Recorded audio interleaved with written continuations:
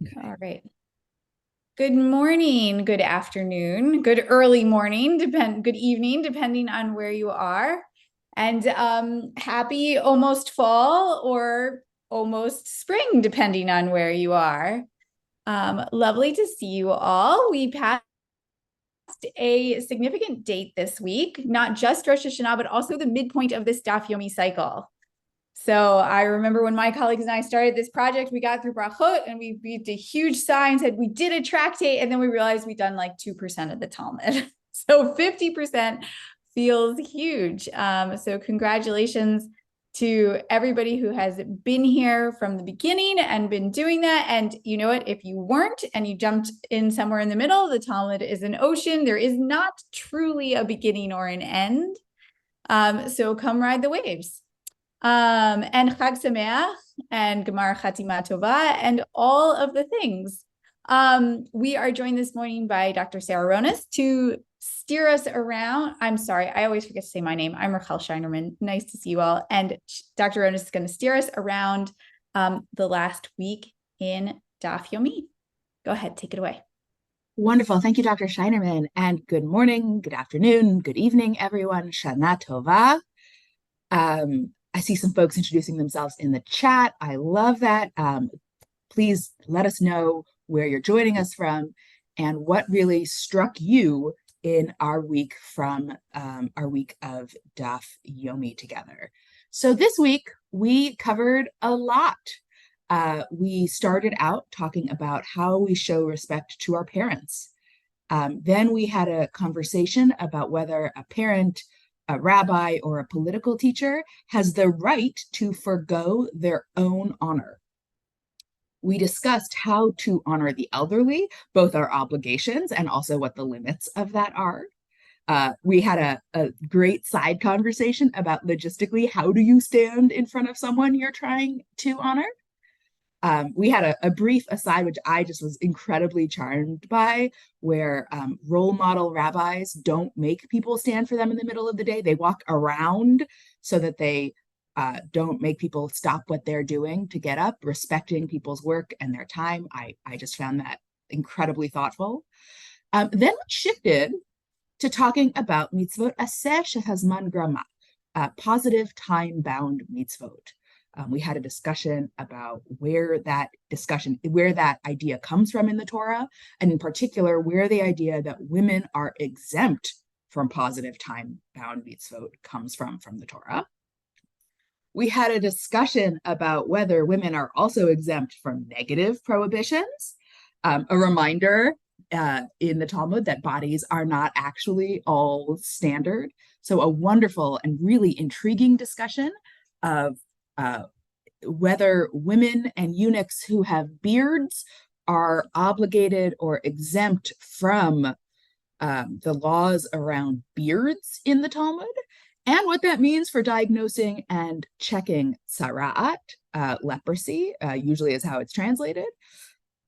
And then we shifted to talking about mitzvot that are dependent on the land versus mitzvot that are dependent on the body. And so we did a lot. And really, I don't know about you, but I found this week to be really intriguing and speaking to a lot of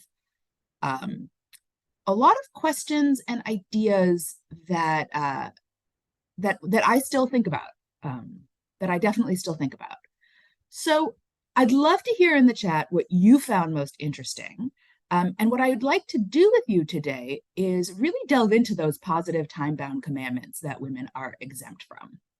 And I think it's important for us to recognize as we're having this conversation that exempt doesn't mean can't do, right? Exempt means doesn't have to do, but realistically, it also often does mean that in a community with limited resources, whether those are resources of time, space, teachers, or money, the resources are going to be directed to those who are obligated and not those that are exempt.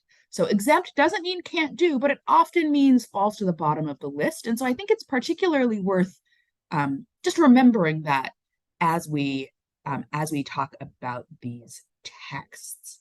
And I'm going to figure out how to share this thing that I made. Okay, copy link. That'll do it. So I'm going to put a link in the chat to our handout. But I'm also going to share my screen so you can just see it. But I know some folks like to blow it up or make it smaller. So now you should be able to do that. And here we are. Okay, wonderful. So this is just the brief piece of the Talmud text, which is about positive time-bound mitzvot. It starts on 33b by, it starts on 33b by quoting the Mishnah. Women are exempt from all positive time-bound mitzvot, right? And just so we're all on the same page, that means mitzvot where you're obligated to do something, not to not do something, at a specific time, right? Where you're obligated to do something at a specific time. Are you seeing my screen? Okay, awesome. So the sages taught, what is a positive time-bound mitzvot? A mitzvah, sukkah and lulav, shofar, and ritual fringes, or tzitzit, and tefillin. Okay, so I want to stop here and just maybe get a couple of insights from folks.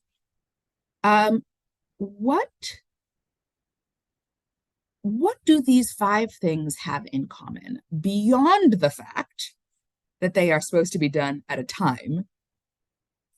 Any other commonalities that we might see? And Dr. Scheineman, perhaps you can see if anybody's trying to unmute or raising their hand.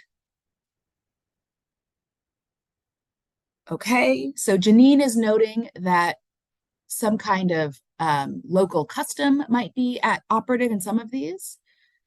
I see Chaim noting that all of these are rituals. Absolutely. Lynn is suggesting that all of these, there is a source in the Torah for the obligation. And here I think it's worth noting, right? These are all biblical commandments. Absolutely. Right? These are not rabbinic laws. These are biblical. And Aaron is pointing out you need material to person them. Right? These are things that involve stuff. Perform them. Yes. Thank you, Aaron. Right? These are things which require stuff. And that means also, let's be honest, an outlay of funds. Okay. And then, oh, Marjorie, I am so with you. Marjorie notes this is a good word. These are good words for the New York Times Connection games, if anybody's playing that. Right. I am so with you. Okay, and then the Gemara continues. And what is a positive mitzvah that's not time bound? And here they're noting mezuzah, their obligation to put a fence on a flat roof so nobody falls off, the obligation to return a lost item, and the release of the mother bird from the nest. Wonderful, right? So the Mishnah articulates, not the Mishnah, the Gemara articulates, here are 5 things that are time bound. And here are some things that are positive. You have to do them, but it doesn't tell us when. And so women are obligated in them. All right. Now, and I want to sort of, I think we have, who is it? Amy has already anticipated the Gemara's next question. Amy notes, isn't lighting Shabbat candles a positive time-bound mitzvah? Right? You have to do it, and you have to do it at a certain time. Wonderful. So the Gemara is going to ask that exact question. Whoa. There are all of these positive time-bound mitzvot that women are obligated in. Is this a principle? But there are matzah, rejoicing on a festival, assembly on Sukkot following the sabbatical year. And these are positive time-bound mitzvot, and women are obligated. And we have all of these not positive time-bound mitzvot that women are exempt from. Torah study, procreation, redemption of the firstborn, which are not positive time-bound mitzvot. We should think women would be obligated in them, and they are exempt. Okay. So, right, Amy, you already anticipated the fact that we stated this rule, right? Positive time-bound mitzvot women are exempt from. But then we have all of these examples of positive time-bound mitzvot that women are obligated in, and we have all of these positive mitzvot that are not time-bound, which apparently women are exempt from. Okay, what do we do with that? So before we read the last sentence there, I'm curious, what do you make of that, you know, that complication? Can I get a couple of folks maybe to jump in and share?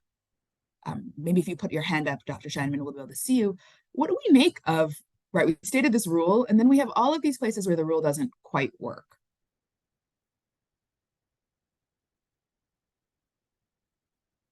Happy for folks to raise their hands or comment in the chat.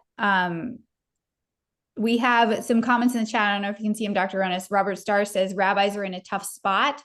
And Janine says procreation. Great. So, Robert, I'm curious why you think the rabbis are in a tough spot. And you could either put that in the chat or we can find you and ask you to unmute. Yeah. And Sharna says maybe this was already local custom and the rabbis were trying to justify it. Okay, Maybe. I'm seeing. We've got another ex post facto logic comment from Lynn. Saul says maybe it's not a rule. Yeah. So let's think about a couple of those. Wait, no, I see a hand. Robert Starr. All right, let me invite you to unmute. There we go. Yeah, I think you just said it, that the rabbis are trying to explain customs that have occurred over the, I don't know, century or so, and trying to figure out how to square that with what's in Torah. Right. So there maybe perhaps what we're seeing is that we're seeing a commitment to a text with a particular set of principles, but we're also seeing people actually doing things that are different and trying to reconcile those two things. Absolutely. And I think what we see that sometimes quite explicitly in the Talmud. When we get to Tractate Nida, which we are not at yet, the rabbis are going to have a discussion where they're like, well, this is the rule, but here's what women actually do. So that's the new rule. So spoiler alert for when we get there. Yes. Okay. So I'm also Aaron points out that sorry, I didn't mean to talk about yours. It points out that generalizations are never perfect. We saw that stated generally on Kiddushin 34a. Yes, that's the last piece of the handout. We'll get there. Yes, absolutely. All right. Rob Class says the inconsistencies in their logic seem like they are motivated by misogyny and not skilled exegetical methods. And Mary Tischler says, based on the exception the Gemara notes, one can argue it the other way, that women are obligated in positive time-bound mitzvot. Right. If we say you're exempt from this except for asterisk, and then the things under the asterisk are longer than the things not, maybe we have to ask, is this even a question of being exempt? Great, wonderful. So I want to go where Aaron was taking us and look at Rabbi Yochanan's response, which is, one does not learn practical halachot from general statements, even in a place where it says exempt, except, right? If we have a general statement, we do not, says Rabbi Yochanan, some of the other rabbis are going to disagree, we do not learn, right? A general statement is more an aspirational idea of principle. It's not actually an official list, says Rabbi Yochanan. So I think that we have, just in our conversation here, we've seen some really interesting takes, but we've also seen some quite different takes. And I think it's worth us teasing them out. So when I look at this, what's interesting to me is if we just go back up for a minute, the rabbis are going to continue by asking where in the Torah all of these various rules are from. The Sefaria translation that I brought did some of that work for us already by giving us some Torah sources. And it asks, where are the, right? And I think when we read the Talmud, it can be helpful for us to say, okay, well, what are they actually debating? And where actually do they all agree? What are the things where somebody said it and nobody disagreed? And that's also a somewhat a somewhat evocative statement, right? Because they're being, right, as Saul points out, the rabbis know what they're doing and they know what they're saying, right? I think we should understand them as doing something intentionally. You can say a lot of things about the Talmud, but I don't think anyone can say it's an accident. So I wanna sort of tease out some of the different strains that I just heard here, and I want to share with you the work of a scholar whose name is Liz Shanks Alexander. I will put that in the chat because I know so many of you go and look up all of the book recommendations afterwards. So Dr. Shanks Alexander has done a lot of work specifically on positive time-bound mitzvot and how they relate to women, including a book called Gender and Time-Bound Commandments in Judaism. So if this is something that you want to learn more about, I want to highly recommend that. And in her book and in a number of articles, I'm actually going to close the chat so I can see, not close the chat, close the screen share. How do I do that? Sorry, folks, the coffee hasn't quite hit. There we go. Okay. So she notes that there are three ways that scholars and readers have approached what the heck is going on in this sugya. The one way is, I think, what I'm hearing from a lot of folks here in the chat, which is that these are descriptive, right? Descriptive, meaning the rabbis are summarizing what is actually the social custom during this period. This period here being the Mishnah, which first lays out some of these rules, right? So, the rabbis are trying to make sense of the actual customs operative in their world. I saw a lot of folks in the chat sort of wonder, because these seem kind of random as we are talking about them. They're not all positive. They're not all time-bound. There are things that are positive and time-bound that women are obligated in. So maybe the rabbis are looking at their world and saying, okay, what are women actually doing? Can we figure out how that jives with our understanding of Torah? That's one option. Another option I saw in the chat was that maybe these aren't descriptive, maybe they're prescriptive, meaning the rules are genuinely trying to figure out, according to the Torah, what should women do and not do? What is the kind of social world the rabbis want to create where women do or don't do certain kinds of mitzvot, right? And here, this is where I'm seeing some folks suggest, right? And certainly this is something I heard when I was growing up and going to day school, that women are exempt from these commandments because our first priority is domestic obligations to our families. And so it's not fair to obligate women to do things at specific times, like if the baby's going to be crying then. Right, you're putting women in an impossible situation. And so the rabbis are trying to perhaps create a world in which women's first obligation is to their family. And there are certain kinds of commandments that are that women are exempt from. Okay, so those were two options. One option, right, just as a reminder, because it's early for me, right, was that these are meant to be descriptive. Another possibility is that these rules are meant to be prescriptive. But there is a third possibility, which I saw a couple of folks kind of get at in the chat. And this is that maybe it's neither descriptive or prescriptive at all, right? A descriptive reading suggests that I'm looking at the world and I'm saying what's going on in the actual world. A prescriptive reading says, I'm looking at the world and I want to tell you what the world should look like. But maybe the rabbis actually aren't looking at the world at all. Maybe, as a couple of you noted in the chat, right, this is option 3, the rabbis aren't looking at the world, the rabbis are looking at the Torah.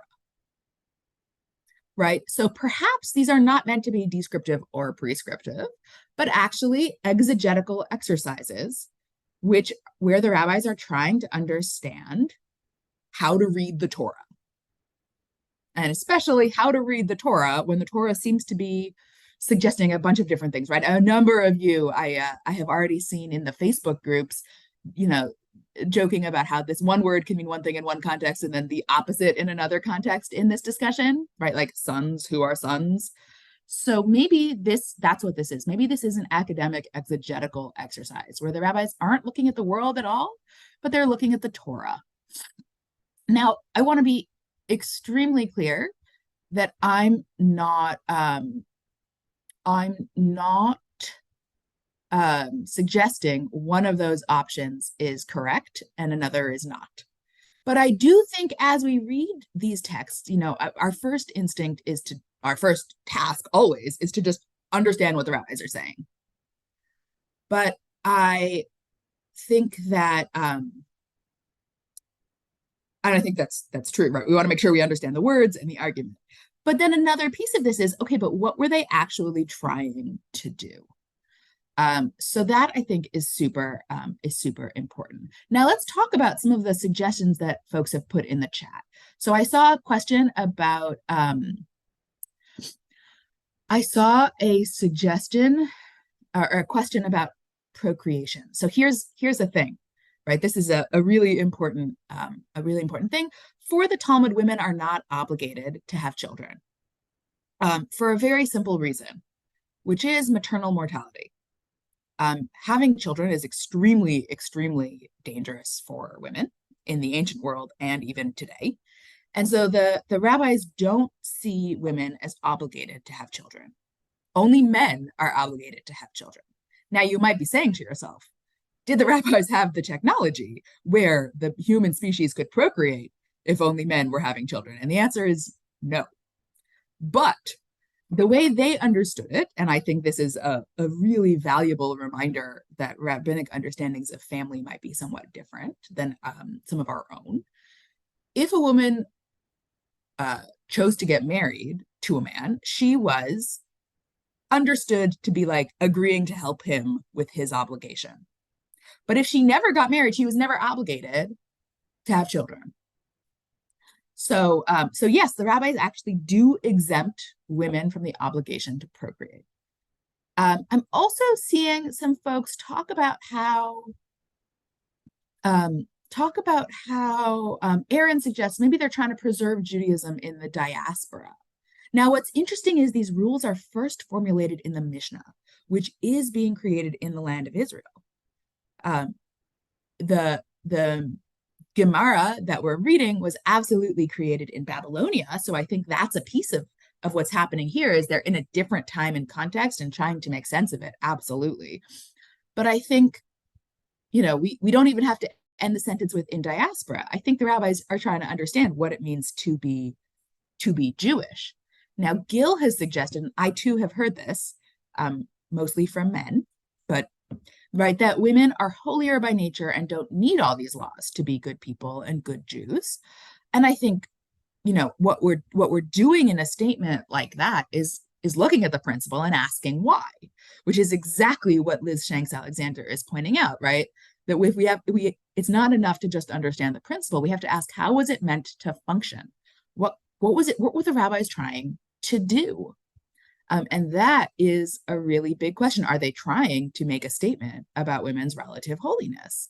I think that's not super evident from the text of the Talmud, but becomes something that is more discussed in later commentaries, certainly.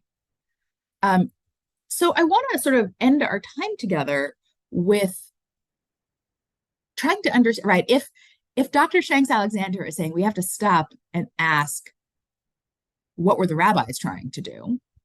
I think there is also value in stopping and asking, well, what is Dr. Shanks Alexander trying to do? And here, I think what Dr. Shanks Alexander is pointing out is that rules emerge in a specific context, right? In this case, the Mishnah.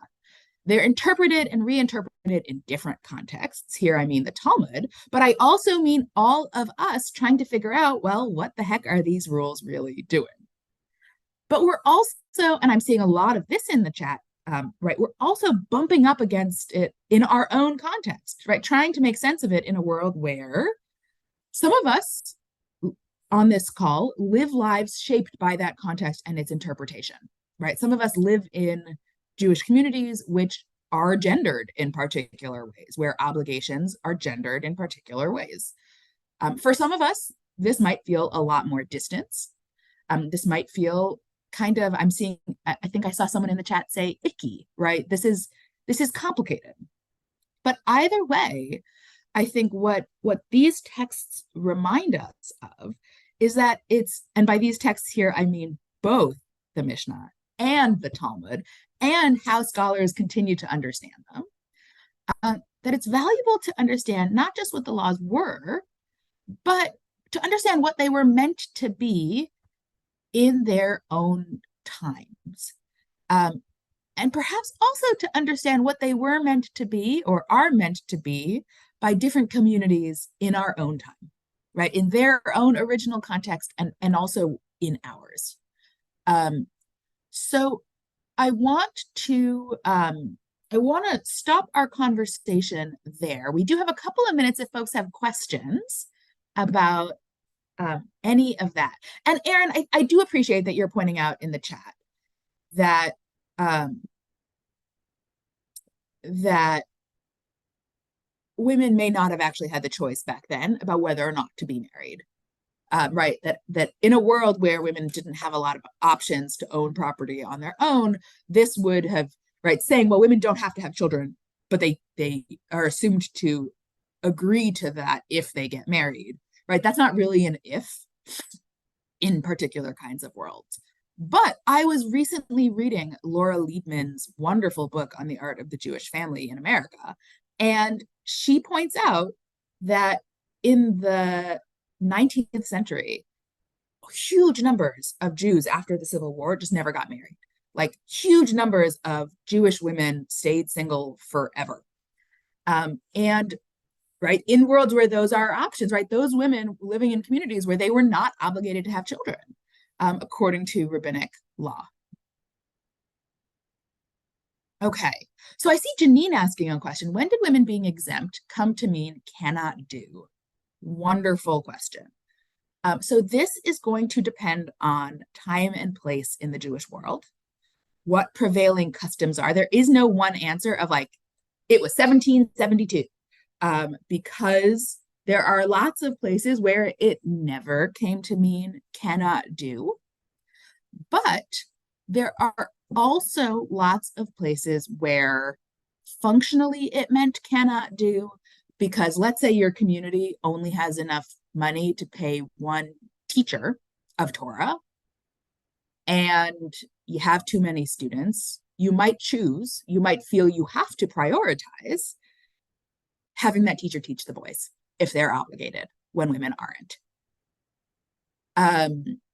And so you're absolutely right, Janine, that to be exempt in some kinds of places does come to mean cannot do, or not perhaps cannot do, but doesn't have the opportunity to do, right?